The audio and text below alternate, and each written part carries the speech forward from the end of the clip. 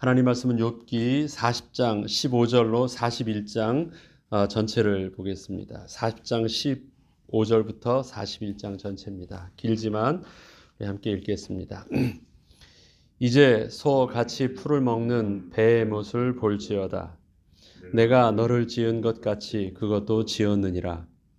그것의 힘은 허리에 있고 그 뚝심은 배의 힘줄에 있고 그것이 꼬리치는 것은 백향목이 흔들리는 것 같고 그 넓적다리 힘줄은 서로 얽혀 있으며 그 뼈는 놋관 같고 그 뼈는 쇠 막대기 같으니 그것은 하나님이 만드신 것 중에 으뜸이라. 그것을 지으신 이가 자기의 칼을 가져오기를 바라노라. 모든 들 짐승들이 뛰노는 산은 그것을 위하여 먹이를 내느니라. 그것이 연 잎 아래나 갈대 그늘에서나 늪 속에 엎드리니 연 잎 그늘이 덮으며 시내 버들이 그를 감싸는도다. 강물이 소용돌이 칠지라도 그것이 놀라지 않고 요단강 물이 쏟아져 그 입으로 들어가도 태연하니 그것이 눈을 뜨고 있을 때 누가 능히 잡을 수 있겠으며 갈고리로 그것의 코를 꿰을 수 있겠느냐. 내가 낚시로 리워야단을 끌어낼 수 있겠느냐? 노끈으로 그 혀를 맬 수 있겠느냐? 너는 밧줄로 그 코를 꿰을 수 있겠느냐? 갈고리로 그 아가미를 꿰을 수 있겠느냐? 그것이 어찌 내게 계속하여 간청하겠느냐? 부드럽게 내게 말하겠느냐? 어찌 그것이 너와 계약을 맺고 너는 그를 영원히 종으로 삼겠느냐? 내가 어찌 그것을 새를 가지고 놀 듯 하겠으며 내 여종들을 위하여 그것을 메어 두겠느냐? 어찌 장사꾼들이 그것을 놓고 거래하겠으며 상인들이 그것을 나누어 가지겠느냐? 내가 능히 많은 창으로 그 가죽을 찌르거나 작사를 그 머리에 꽂을 수 있겠느냐? 내 손을 그것에게 얹어보라. 다시는 싸울 생각을 못하리라. 참으로 잡으려는 그의 희망은 헛된 것이니라. 그것의 모습을 보기만 해도 그는 기가 꺾이리라. 아무도 그것을 격동시킬 만큼 담대하지 못하거든 누가 내게 감히 대항할 수 있겠느냐. 누가 먼저 내게 주고 나를 하금 갚게 하겠느냐. 온 천하에 있는 것이 다 내 것이니라. 내가 그것의 지체와 그것의 용맹과 늠름한 체구에 대하여 잠잠하지 아니하리라. 누가 그것의 겉가죽을 벗기겠으며 그것에게 겹재가를 물릴 수 있겠느냐. 누가 그것의 턱을 벌릴 수 있겠느냐. 그의 둥근 이틀은 심히 두렵구나. 그의 질비한 비늘은 그의 자랑이로다. 튼튼하게 봉인하듯이 닫혀 있구나. 그것들이 서로 달라붙어 있어 바람이 그 사이로 지나가지 못하는구나. 서로 이어져 붙었으니 능히 나눌 수도 없구나. 그것이 재채기를 한즉 빛을 발하고 그것의 눈은 새벽의 눈꺼풀 빛 같으며 그것의 입에서는 횃불이 나오고 불꽃이 튀어나오며 그것의 콧구멍에서는 연기가 나오니 마치 갈대를 태울 때 솥이 끓는 것과 같구나. 그의 입금은 숯불을 지피며 그의 입은 불길을 뿜는구나. 그것의 힘은 그의 목덜미에 있으니 그 앞에서는 절망감만 감돌 뿐이로구나. 그것의 살 껍질은 서로 밀착되어 탄탄하며 움직이지 않는구나. 그것의 가슴은 돌처럼 튼튼하며 맷돌 아래짝같이 튼튼하구나. 그것이 일어나면 용사라도 두려워하며 달아나리라. 칼이 그에게 꽂혀도 소용이 없고 창이나 투창이나 화살촉도 꽂히지 못하는구나. 그것이 쇠를 지푸라기 같이 놋을 썩은 나무 같이 여기니 화살이라도 그것을 물리치지 못하겠고 물맷돌도 그것에게는 겨같이 되는구나. 그것은 몽둥이도 지푸라기 같이 여기고 창에 날아오는 소리를 우습게 여기며 그것의 아래쪽에는 날카로운 토기 조각 같은 것이 달려 있고 그것이 지나갈 때는 진흙 바닥에 도리깨로 친 자국을 남기는구나.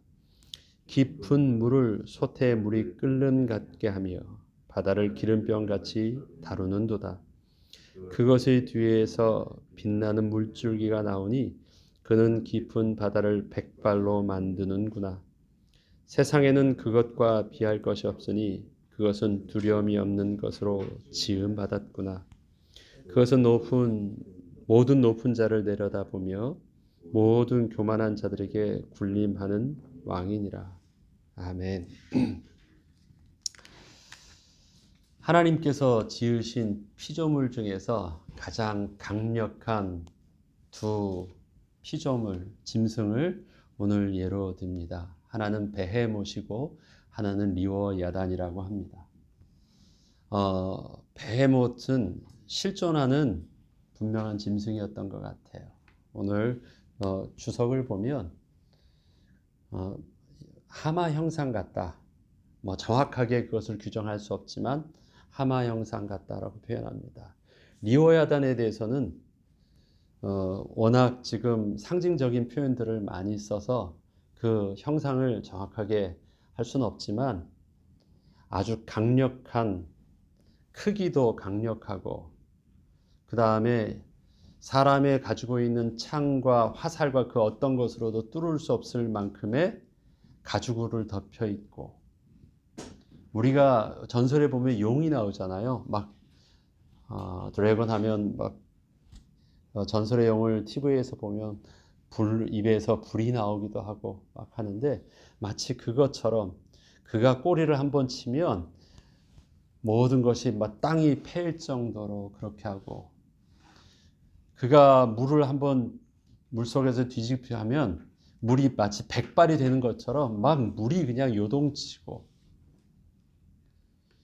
그의 가슴 대부분 속은 약한데 리워야단 같은 경우는 등껍질도 단단하고 또 이 배 쪽도 마치 맷돌처럼, 그리고 창을 찔러도 그 지푸라기 찌르는 것처럼 힘도 없고, 또 이 맷돌이 마치 겨우 움직이듯이 그냥 쳐버리면 나갈 정도의 강력함과, 모든 피조물 중에서 최상위 포식자여 최상위 짐승임을 알 수 있습니다. 가장 강력한 짐승을. 특별히 베헤못을 나타낼 때는 모든 짐승 중에서 하나님이 만드신 것 중에서 으뜸이라 라고 말하고 19절에 보면, 40장 19절에 보면 으뜸이라고 말합니다. 그리고 그것을 지으신 이가 자기의 칼을 가져오기를 바라노라. 그것을 지으신 이가 그 옆에 두기를 원하신대요. 아무도 통제할 수 없어요. 그리고 그것을 데려다가 자기가 집에서 키울 수는 가축으로 키울 수 있는 것도 아니에요. 그 힘으로도, 그것을 먹이는 것으로도, 그것을 지을 수 있는 우리간도 아무것도 만들 수가 없어요. 그것을 여호와께서는요, 자기 곁에 두신대요. 두실 수 있는 분이시래요. 그러니까 그것을 만드신 이가 그것을 통제할 수 있어요. 이 땅의 어떤 피조물도 그것을 통제할 수 없어요. 심지어는 홍수가 나고 아무리 큰 자연의 재해가 일어나도요, 그 베헤못 같은 경우는 그것을 아무렇지도 않게 여겨요. 자연의 재앙 앞에서 어떤 짐승과 어느 사람이 자유로울 수 있어요? 근데 베헤못은요, 23절에 보면 강물이 소용돌이 칠지라도 그것이 놀라지 않고 요단강 물이 쏟아져도 그 입으로 들어가도 태어나대요. 물이 덮어요. 그러면 죽는 거 아닙니까? 짐승들은 소용돌이 치고 물이 덮도록 자기를 다 덮어도 아무렇지도 않대요. 우리가 하마의 모습을 보면 그렇죠. 물론 이거는 하마인지 아닌지 잘 모릅니다. 우리가 알 수 있는 큰 것을 보는 거예요. 그것을 집에 가축으로 만들거나 내가 삼을 수도 있는 것도 아니고 내가 그렇게 키울 수도 있고 먹일 수도 있지 않은 통제 밖에 있는 것이에요. 근데 하나님은 그것을 당신의 손으로 통제할 수 있는 곁에 두실 수 있대요. 근데 리워야다는 좀 달라요. 리워야다는 공격성이 있어요. 리워야다는 파괴적이에요. 단순히 지금 있는 이 베헤못은 강한 들짐승이에요. 그러나 그것은 그렇게 공격하고 파괴적인 이런 모습은 나타나질 않아요. 그러나 리워야단 같은 경우는 이사야서에도 그렇고 다른 본문에서도 그렇고 그는 굉장히 피조물 인간을 파괴하는 가장 두려운 짐승의 상징으로도 리워야단을 표현하고 있어요. 가장 강력한 파괴자예요. 오늘 본문을 보면 41장 34절에 그것은 모든 높은 자를 내려다보며 모든 교만한 자들에게 군림하는 왕이로다. 세상에는 그것과 비할 것이 없으니 그것은 두려움이 없는 것으로 지음받았다. 최상위에서요, 그가 왕처럼 원하는 대로 어떤 바다에 있든 뭐 하든요, 다 자기 밑에서 한번 흔들면 바다도 다 뒤집어지고, 예, 세상에 있는 이 바위돌이고 어떤 것들도 그냥 바람에 나는 겨처럼 움직이고 그의 입에선 불을 뿜고 그 앞에선 창도 화살도 그냥 지푸라기 같이 뚫을 수도 없고 그렇습니다. 그것을 네가 한번 보면 어떻게 해요? 다시 싸울 생각도 나지도 않을 것이다. 보는 순간 내 손을 그에게 얹어봐라. 다시는 싸울 생각을 못하리라. 41장 10절에 아무도 그것을 격동시킬 만큼 담대하지 못하거든. 그 다음에 어떻게 해요? 누가 내게 감히 대항할 것이다. 이런 것을 누가 만드셨다고요? 하나님이 만드셨대요. 우리가 상상할 수 있는 그 시대에 상상할 수 있는 것은 공격적인 공룡을 상상할 수도 있겠죠. 하나님이 지으신 것 중에서 이 땅에서 가장 강력한 상위 포식자입니다. 어떤 것도 컨트롤할 수 없어요. 그런데 하나님이 창조하셨어요. 그리고 하나님은 당신의 섭리 안에서 그들을 제어하고 계세요. 이 땅의 어떤 피조물도 하나님 제어할 수 없고 통제할 수 없는 그것을, 이 땅에 있는 피조물도 하나님이 지으신 피조물 앞에서도 통제 못해서 꼼짝도 못하는 그가 어찌 감히 하나님을 대항해서 하나님 앞에서 자기가 옳다고 하고 대항하여 싸울 수 있겠느냐. 창조주 하나님의 위엄과 권능과 능력과 하나님의 지혜들을 계속 38장부터 계속 말씀하십니다. 천지를 창조하실 때 네가 그렇게 만들 수 있어? 땅의 기초를 세울 수 있어? 물의 경계를 나누며 네가 이렇게 할 수 있어? 네가 키우는 그러한 모든 짐승들, 가축들을 네가 어떻게 먹일 수 있어? 아니면 들짐승들을 네가 잘 교육시킬 수 있어? 네가 지금 리워야단 같은 이런 강력한 것을 데려다가 가축을 만들 수 있고 그들을 데려다가 너의 소유로 삼을 수 있고 네 손의 수중으로 통제할 수 있어.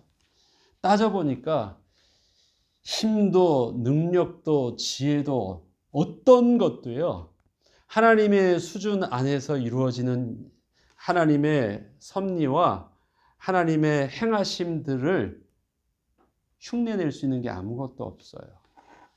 하나님의 수준 안에서 다스리고 있는 하나님의 섭리들이 있잖아요. 만물을 지으시고 만물을 운행하신 하나님의 섭리들 수준으로 너가 나랑 비슷하다고 말을 하니까 그러면 나처럼 올라와서 너의 가지고 있는 권위와 영광과 위엄을 가지고 한번 복종시켜봐, 굴복시켜봐. 그리고 너가 나처럼 저들을 통제해봐. 저런 짐승들을 통제하가 네가 나처럼 이 만물을 운행하고 이 만물을 한번 창조해봐. 할 수 있는 게 아무것도 없어요. 따져보니까. 그냥 봤을 때 그는 늘 옆에랑 비교하면서 나는 다르다라고는 표현했는데요. 하나님 앞에선 똑같은 피조물이요. 똑같이 하나님의 권능 앞에서 무기력하고 무능력하고 전적인 죄인 것밖에는 남는 것이 없는 실질적인 모습을 발견하는 것입니다. 하나님은 처음부터 욥에게 하나님의 능력으로 확 누르려고 하지 않으셨어요. 그렇게 해가지고는 전 인격적인 하나님 앞에서의 인정함과 순종함이 굴복함이 없이는 겉으로는 힘으로 눌러보면 눌려있는 것처럼 보이지만 그거는 실질적으로 순종할 수 없는 그 인격과 그 마음의 상태이기 때문에 별 소용이 없거든요. 하나님의 능력으로 누르신 것이 아니셨습니다. 그런 모든 과정들을 기다려주시고 보게 하시고 자기 수준을 다 드러내게 하신 후에 그 다음에 네가 대장부처럼 그럼 네가 어른답게 내가 한번 곰곰이 따져서 한번 대화해보자. 너도 이젠 다 컸고 어른이니까 할 수 있다고 얘기하고 다 안다고 얘기하고 그만큼 나도 이만큼 하였다라고 하면서 네가 하나님 앞에서 너의 공의와 의로움을 드러냈지. 너의 공의와 너의 의로움이 하나님의 거룩하심 속에 있는 공의와 의로움과는 비교할 수 있는 것이 아니야. 그것을 말씀하시는 것입니다. 그래서 오늘 본문의 베헤못과 리워야단을 통해서 하나님이 지으신 이 천지에 하나님이 피조물 앞에서도 아무것도 할 수 없는 연약한 인간의 모습이 어찌가 하나님 앞에서 우리가 옳다 할 수 있겠습니까? 우리의 인생의 수고를요, 우리는 하나님 앞에서 Why라는 질문을 가지고 우리는 우리의 에너지를 다 낭비해서는 안 됩니다. 왜 그렇습니까? 왜요? 왜 나에게만 왜 그렇습니까? Why라는 질문이 아니에요. 우린 잘 모를 수 있어요. 그렇지만 Why라는 질문으로 답을 얻는 것이 우리 인생의 어른이 되어가는 과정이 아니라요. 그리스도의 장성한 분량에 이르는 것. 다시 말해서 Why를 알아가는 것이 아니라 하나님을 알아가는 것입니다. 내가 이해 못하는 것을 이해되면 내가 커가는 것이 아니에요. 왜요? 그 하나님의 창조하신 모든 삶을 내가 보면 이런 것이잖아요. 자동차를 했는데요. 자동차에 대해서 내가 잘 몰라도요. 그것을 잘 운행하고 잘 그렇게 운전하는 대로 잘 운전하고 그 다음에 이 땅의 법규를 잘 따르고 그렇게 온전히 나아가면 돼요. 자동차를 잘 운전하는 것이 차에 대해서 그 안에 있는 모든 기계를 잘 이해하는 것이 아니에요. 그건 여전히 잘 몰라요. 어디에 더 해야 돼요? 잘 운전할 수 있도록 따르라고 했더는 법도와 그 다음에 너의 모습, 마음가짐과 네가 해야 될 모습들. 우리는 이 땅의 모든 것들을 지식을 알면 그것이 나를 더 잘 살게 하고 더 똑똑할 것처럼 보여요. 지식을 아는 것이 아니래요. 하나님이 지금 말씀하셨던 것들이 있죠. 천지의 만물의 이치와 그 다음에 이것을 다루는 방법과 짐승들을 다루는 방법. 그러나 너 그거 아니? 너 할 수 있니? 라고 말씀하실 때는요. 그거 가르쳐 주려고 하시는 건 아니에요. 너는 여전히 몰라. 그리고 몰라도 돼. 뭐만 알면 돼? 그러한 모든 것들이 하나님이 너를 사랑하여서 너를 위해서 하나님께서 그들을 그 다음에 그 천지를 그렇게 창조하시고 운행하고 계시고 그들을 다스리고 통제하고 계셔. 누구를 위해서? 너를 위해서. 너를 영화와 존귀로 관을 씌우기 위해서 그렇게 하고 계셔. 그러니까 저거 통제할 수 있는 힘 달라고 하지 말고 그 안에서 주의 보호하심 가운데 은혜 가운데 살 수 있도록 하나님이 내게 원하는 것에 따라서 순종해 이해라는 것입니다. 그리고 그것은 그 이치는 우리가 필요하고 성장할 때 필요한 만큼 하나님이 깨닫게 하여 주시는 것입니다. 우리에게 삶에 이런 베헤못과 리워야단 같은 우리가 통제할 수 없는 태산과 같은 문제 앞에 우리는 섭니다. 이 땅에 우리가 행하는 일들과 모든 피조물들을 통해서 되어지는 일들이 마치 리워야단은요. 세상의 높은 위에서 군림하는 왕 같대요. 그가 원하면 다 할 수 있다라는 거예요. 예. 그가 힘을 쓰면, 그가 바다를 뒤집어 버리면, 그가 나와서 모든 짐승들과 사람들 앞에서 그의 강력함을 가지고 폭행을 가하면 그것을 통제할 사람이 없어요. 그런데 그렇게 해요, 그가. 근데 하나님은요, 그런 힘이 가진 그 리오야단을 하지 못하도록 하는 것이 아니라요, 그렇게 하는 모습들을 그냥 두세요. 그거를 지금 보고 있잖아요. 사람은, 피조물들은 보고 있잖아요. 그는 그렇게 군림하는 왕이야. 왕이라는 뜻은 뭡니까? 그가 원하면 다 할 수 있는 것이에요. 근데 하나님은요, 그의 리오야단의 그 왕으로 군림하는 것을 다 그냥 두시고 허락하셨대요. 이 땅에서 보면 공의가 없어 보여요. 하나님이 살아계심이 어찌 그럴 수 있겠습니까? 라고 생각할 만한 불의가요, 세상의 폭군들이 많은 하나님이 지으신 피조물과 하나님의 백성들과 하나님이 지으신 사람을요, 사람처럼 다루지 않고 무수히 그 위에서 잔인하고 악하고 불의하게 죽이고 그 밑에 노예로 삼고 착취하고 하는 그 일들을 다 해요. 하나님이 계시면 그럴 수 있겠어요? 공의의 하나님이 계시면. 많은 유대인들이 그랬다고 하죠. 홀로코스트를 통해서 유대인이 죽어갈 때 그들 속에 우리의 이성으로 볼 때 이 정도로 이렇게 잔인함 속에서 비참하게 죽어가는데도 하나님이 침묵하시다면 신은 없는 것이래요. 하나님은 없대요. 그래요. 그럴 만큼의 하나님이 이 땅에 우리의 도덕성과 우리의 옳음 가지고는, 우리의 선이라고 생각하는 기준 가지고 이해할 수 없는 하나님의 섭리도 이 땅에서 리오야단이 그 자기가 군림해서 왕이 되어서 하는 것처럼 행하기도 하신대요. 지금 내 삶에 일어나는 뭐 그런 재앙과 사건, 그것도 자기는 이해할 수 없다고 말을 하고 있지만, 나 하나님 앞에서 그렇게 살지 않았는데 왜 내게는 이렇게 하냐, 그것도 이해할 수 없다고 말하지만, 그것과 비교할 수 없는 그런 폭행과 불의와 모든 것들이 일어나고도 있는데 하나님은 그들을 왕처럼 두시기도 하신대요.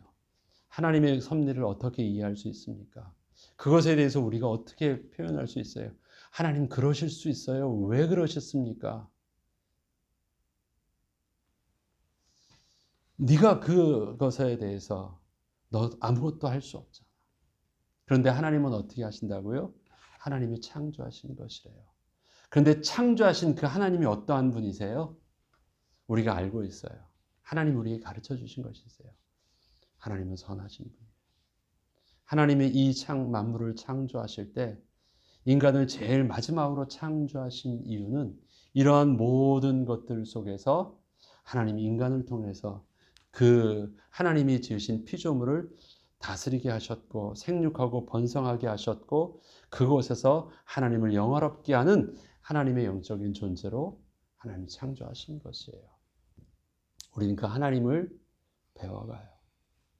하나님의 선하심을 우리의 삶의 어려운 순간과 이해할 수 없는 환경 속에서 우리는 배워가요. 우리는 오늘은 이해하지 못한다 할지라도 우리는 오늘 혹시 아직까지는 답이 없다 할지라도 오늘에 일어나는 일과 사건은 이해하지 못해도 한 가지 우리는 명확한 답이 있습니다. 하나님은 선하신 분이세요. 그리고 우리를 향한 놀라운 계획을 가지고 하나님은 우리를 복의 근원으로 부르셨어요. 그리고 마침내 그 일들을 하나님은 이루실 것이에요. 그래서 나는 오늘의 일들은 잘 이해하지 못하지만 그 일을 운행하시는 하나님의 그 섭리하시는 하나님은 알아요. 우리의 믿음은 그것입니다. 나 하나님을 알아요.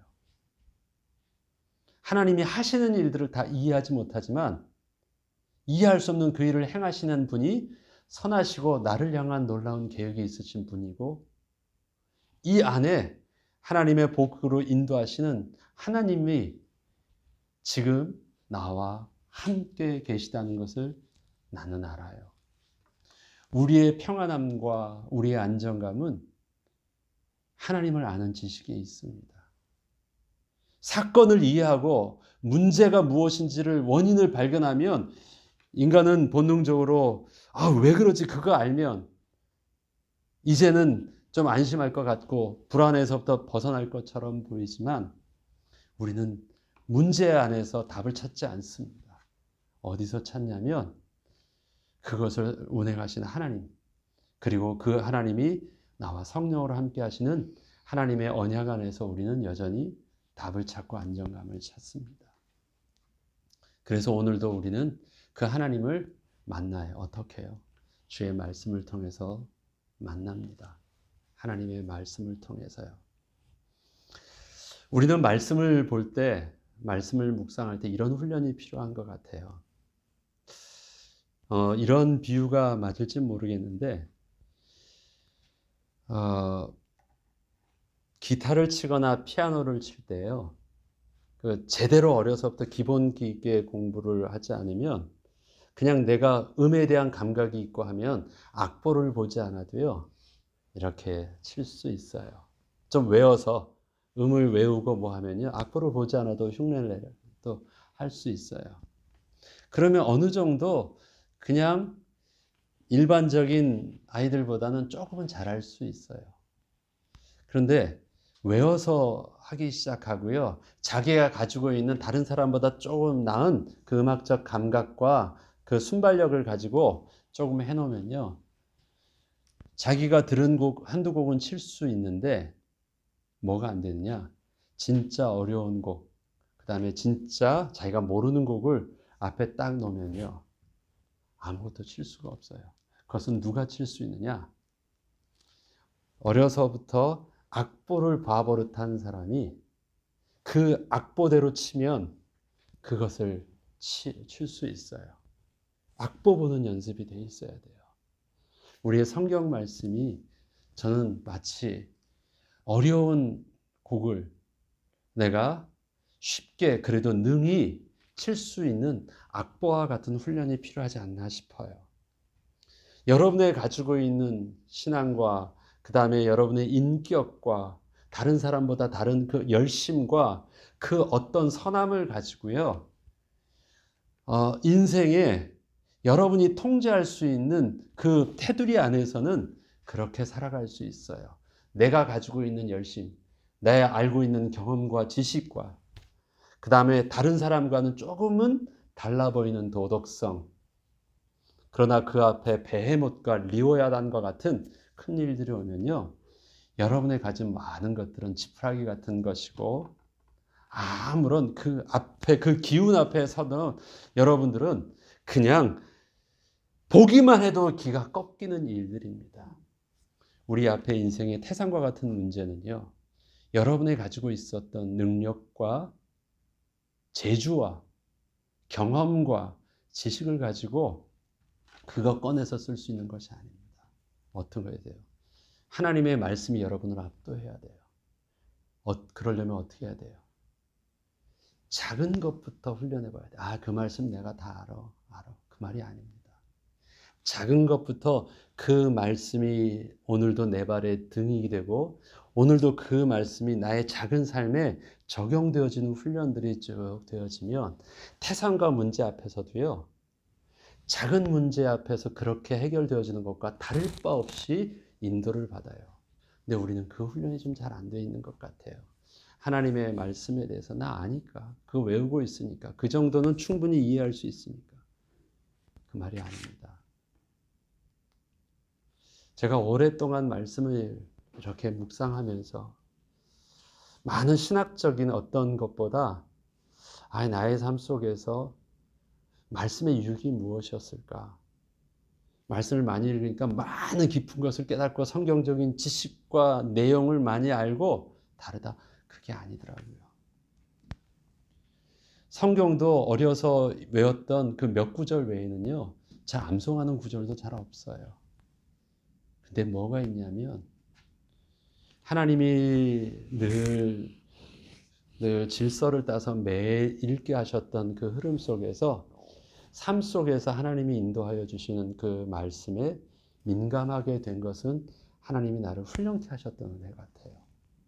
그 말씀 속에 나의 생각을 제한하고 그 말씀 속에서 오늘의 사건을 비추고 그 말씀 속에서 나의 감정을 제한하고 내가 할 수 있는 모든 선택의 모습을 하나님의 말씀 안에서 내가 그냥 순종하고 나의 자연인의 모습 속에서의 그런 어떤 생각과 반응들을 그 말씀 속에서 내가 온전히 인도를 받고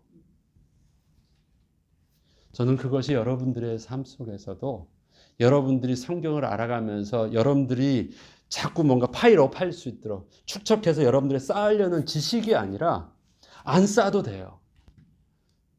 네. 뭐 필기하면서 페이지를 하지 않아도 돼요. 한동안은 제가 성경을 해가지고 이 설교 노트를 하니까 그럼 매일 하는데 얼마나 쌓이겠어요. 컨트롤 하다가 더 이상 그렇게 노트에다 적지 않습니다. 그냥 이런 한 종이 한 장 합니다. 그리고 그것을 쌓아두지 않습니다. 쌓아두니까 한도 끝도 없고 보지도 않아요. 그냥 오늘 하고 버립니다. 그냥 쓰레기통에다 버려요.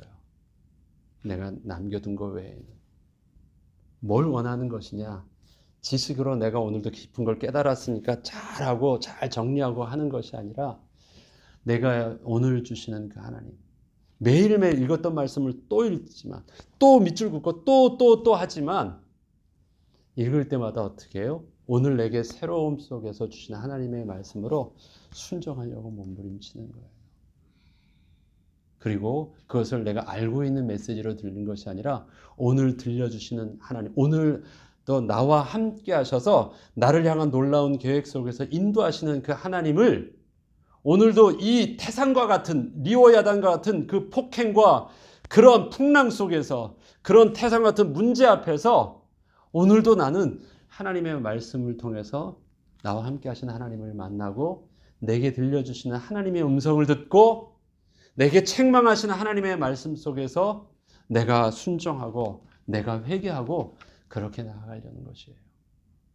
그러한 말씀 앞에서 나와 함께 하시는 하나님의 그 은혜의 비밀들을 여러분들이 맛보아 간다면 문제라는 개념 자체가 별로 나에게 중요한 게 아니었어요. 의미 있는 것이 아니었어요. 매일 사건이 터지면 어떨까? 아프면 어떨까? 잘못되면 어떨까? 그것이 우리 속에서 신앙생활을 어떻게 잘하려고 노력하는 어떤 동기가 아니라 뭐 풍랑이 올 수도 있고 아플 수도 있고 실수할 수도 있지만 내가 뭐예요?